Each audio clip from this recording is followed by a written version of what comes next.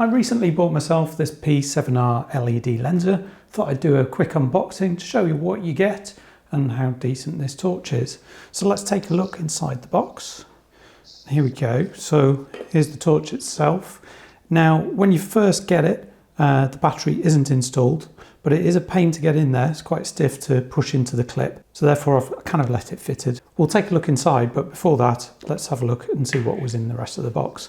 So we've got a clip here that you can use to go on the wall, and then you can use its so-called floating power system to charge the torch. You kind of slot it into there. We'll have a look at that in a bit more detail in a bit. So you've got a wall clip, and then just an insert here. I've got a whole bunch of stuff in here. So I've got a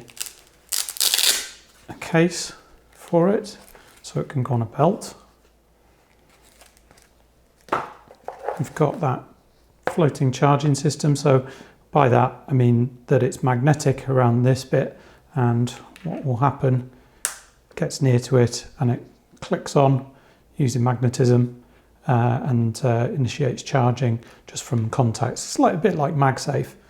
So there's your USB-A charger plug that will go into your adapter. There's no adapter in the box, so you'll be using one that you've already got.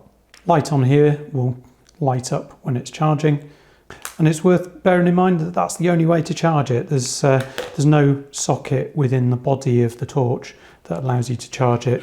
If you're going to charge it, you'll need this.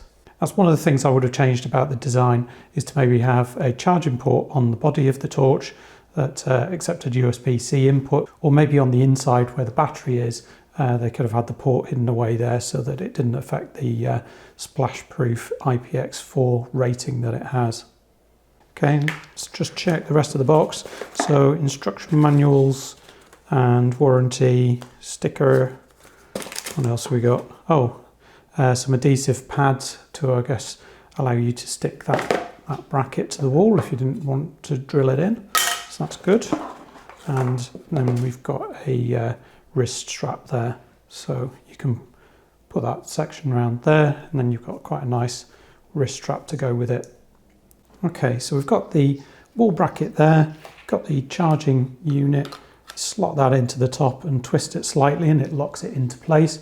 Now you can have that stuck onto the wall whenever you want to charge the torch. Pop that into there and it holds it magnetically into the bracket there until it's done charging.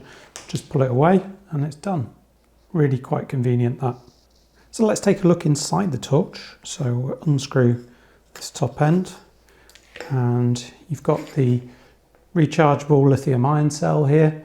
And this is where I mentioned that it would have been quite nice to maybe have a USB-C charging port on this section to allow you to charge it if you didn't want the big old magnetic charger here.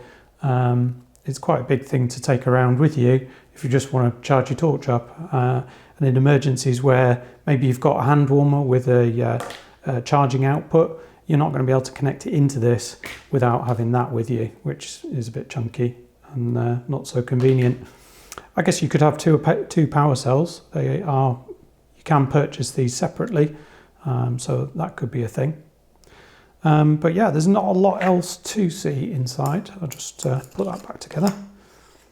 So there's a rubber seal around the end there, goes in really nicely, giving you some weather sealing from the elements. So looking around the torch, there's not a lot else apart from your power button, and the head here is actually movable and it determines the focus of the beam, and you can just adjust it with one hand there, which is really neat. What you can also do there is kind of mentioned here, you can lock and unlock that. So if you want to lock it in the extended position, you turn it, then that doesn't move in and out.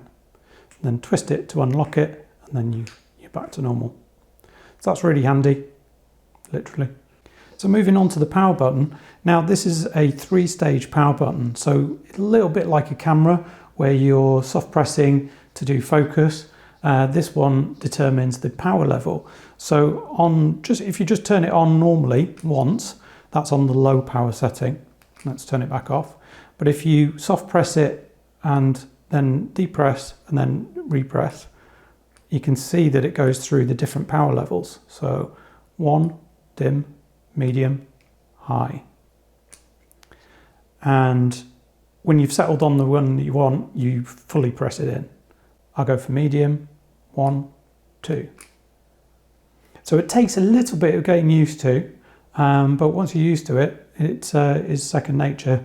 What you can do if you're not happy with it going up in value, so from low, medium to high, there is actually a mode on this which isn't in this manual, but it is on the PDF manual that you can find online.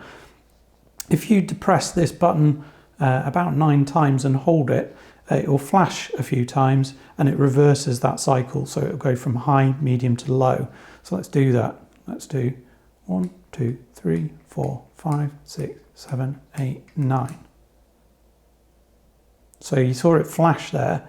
That's told it to reverse it. So now if I just do hold it down slightly, 1, medium, low, high, medium, low.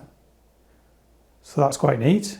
Let's put that back. So we'll do it again. 1, 2, 3, 4, 5, 6, 7, 8, 9. That's flash confirming it's done it. Now it will start low, low, medium, high, low. Now I have my old LED Lenser torch here. That's powered by 3 AAA batteries, so it chews through those, and it's a bit of a pain to have to replace them. So I did fancy one that was rechargeable, and you can just top it up to keep it at maximum light level output. So talking of light levels, it should be about 1,000 lumens for the top power level, and then 250 lumens on the mid power, and then low power of 20 lumens. And you're expecting maybe a range of about 210 meters for the high power, 150 meters for mid, and low power for 40 meters. But using it at top power does reduce the runtime, so you're looking at about 2 hours on high power, 5 hours on mid, and 40 hours on low power. It weighs about 200 grams, including the battery, and is about 15 centimeters long and 3.7 centimeters as its widest point. And as you can see, compared to my old LED Lenser torch, it is a bit more chunky and a bit longer, but it still fits in your pocket, and I don't really notice it's there. Obviously, with that extra size, you are getting a lot more power output. So we took it to the local park, and it really does light up the place. You can see the big difference between the light levels, and it makes a massive difference on the high power output setting.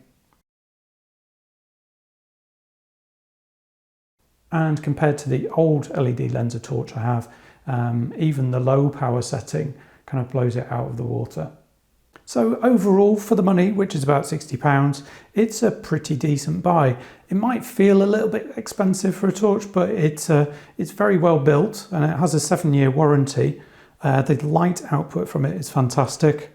The previous LED Lenser that I've got is still going, and I can see this one lasting for a very long time. So I hope this video helped. Let me know in the comments if you have any questions. Thanks for watching, and I'll see you next time.